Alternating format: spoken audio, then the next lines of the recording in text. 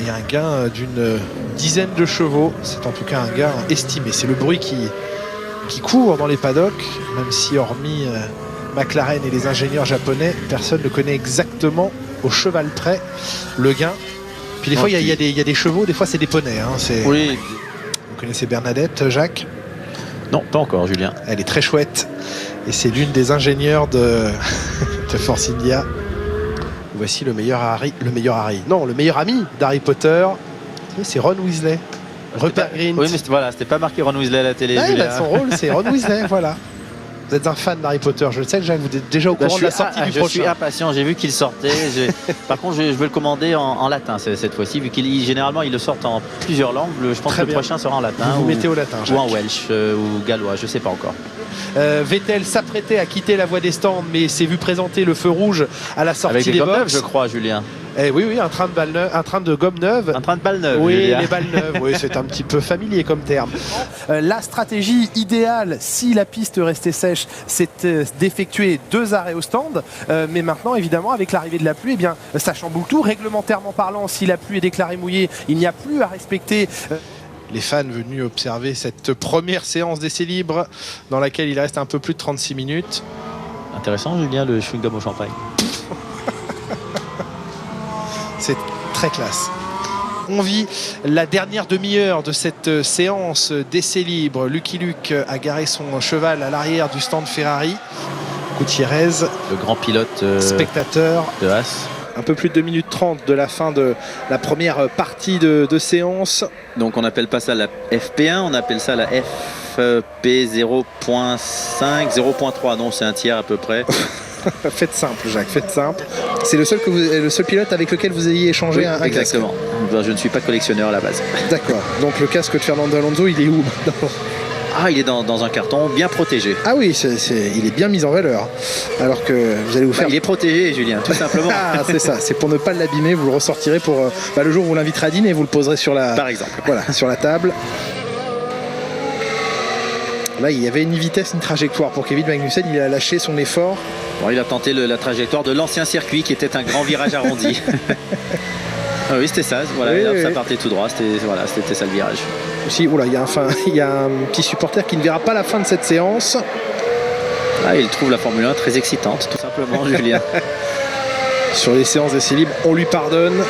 On aperçoit au niveau de sa bouche le petit rond noir, c'est le micro de la radio qui est cousu dans la cagoule des pilotes. Non, ce n'est pas une pastille sucrée, c'est bien le...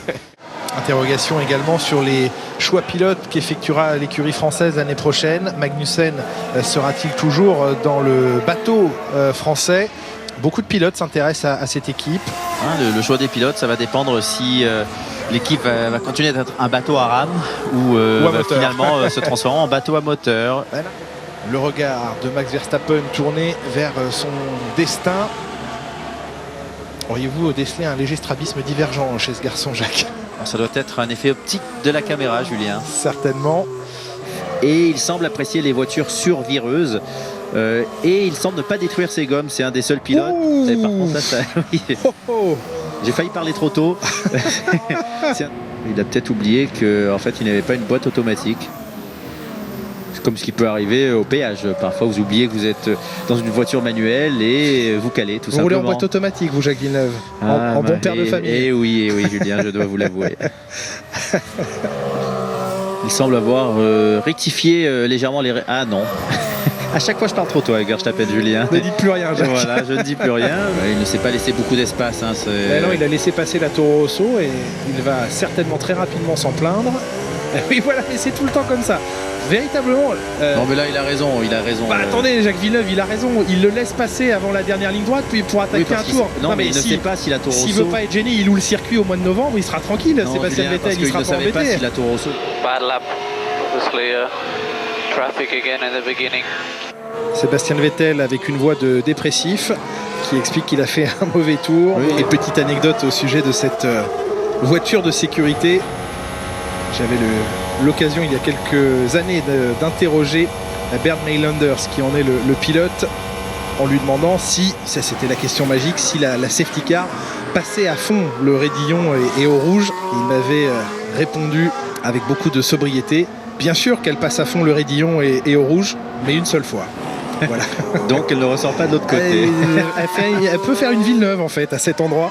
Exactement. La confirmation à l'instant que Lewis Hamilton a bien utilisé ce matin un nouveau moteur. No power. Hello. Il pourrait peut-être le prêter à Marcus Ericsson qui utilise l'expression de Nabila. Vous avez entendu? Je n'ai pas de puissance. Allô? Non mais allô quoi. Bah oui.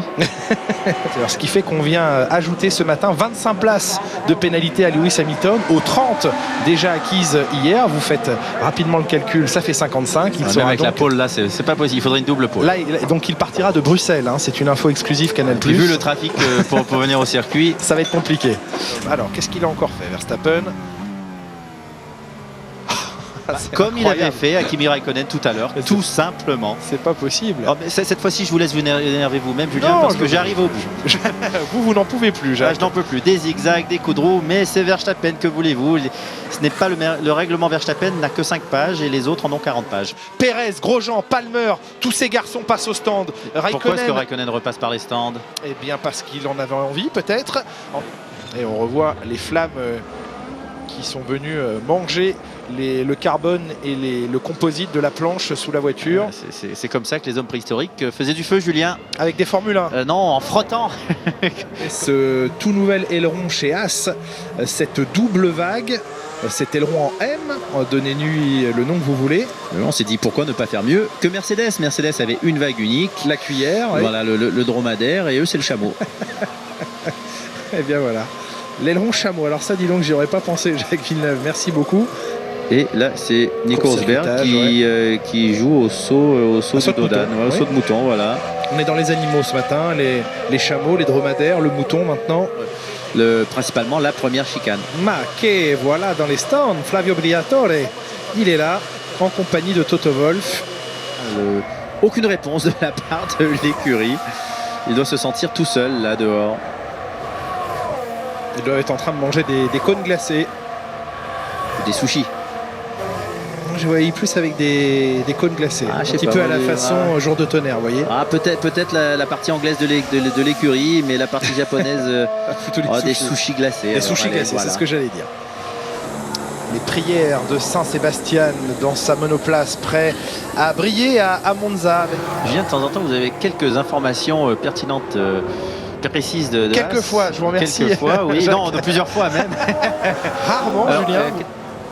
Ron Dennis, il a la bouche qui fait la même forme que l'aileron arrière de la Haas, vous avez remarqué. Il est très concentré. Et Daniel Kvyat sous enquête des commissaires pour être rentré trop vite dans la voie des stands. C'est sur la piste, Daniel Kvyat, qu'il faut être rapide. Et au moins, il est rapide quelque part. Les étincelles d'Esteban Ocon sur les murs de Singapour. Eh bien, voilà un garçon qui s'est embrassé, Julien. Les marques sont de plus en plus nombreuses à cet endroit. Ocon y a été avec les roues avant et arrière, ça compte pour deux. Voilà. Et voilà l'explication. Vous voulez dire que quand on touche avant-arrière, ce serait une sorte de French kiss, Jacques? Ah bah oui, c'est l'étape supérieure, Julien. D'accord, très bien. Il a les yeux grands ouverts, ce qui est bien sur ces circuits de nuit, on voit vraiment le regard des pilotes. Parce que fermé, c'est plus compliqué du coup. Non, mais là, ils sont vraiment... Ah oui, regardez l'état de l'aileron arrière, il reste que le mât central pour tenir le plan horizontal de cet aileron. Oh, oui, ça, c'est l'aileron version Monza, je crois, Julien. Ah, on est au-delà de Monza, là, on est en version dragster.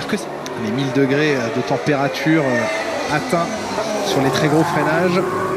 Pas mal pour c'est bien, hein, bien carboniser sa viande. Ah oui, vous aimez la viande bien cuite, vous, donc Jacques. Oh non, juste l'extérieur. Ah bah pour la saisir sur un disque de frein en carbone et manger bleu, voilà. Et bien sûr, un disque de frein en carbone, vous obtiendrez satisfaction, Jacques. C'était l'instant cuisine et c'est dégustation. C'est la nouvelle tirade, tout simplement. Une Mercedes qui a tiré McLaren, droit, Julien. Une McLaren, bien sûr. C'est marqué d'ailleurs, vous voyez, sur l'aileron arrière. Et c'est vrai, il me reste à apprendre la lecture. Mettez-vous à l'abri, Franck Montagny, parce qu'il y a une bête préhistorique qui se promène sur la piste. Vous savez, un espèce de mini varan de Commodore. Non mais je vous jure que c'est vrai.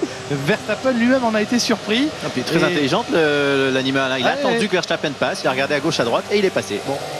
On avait eu un spectateur l'année dernière qui avait traversé la piste pendant la course. Et lui était moins intelligent que le Commodore. Que le varan de Commodore. Il avait l'air un petit peu plus, comment dirais-je, aviné peut-être.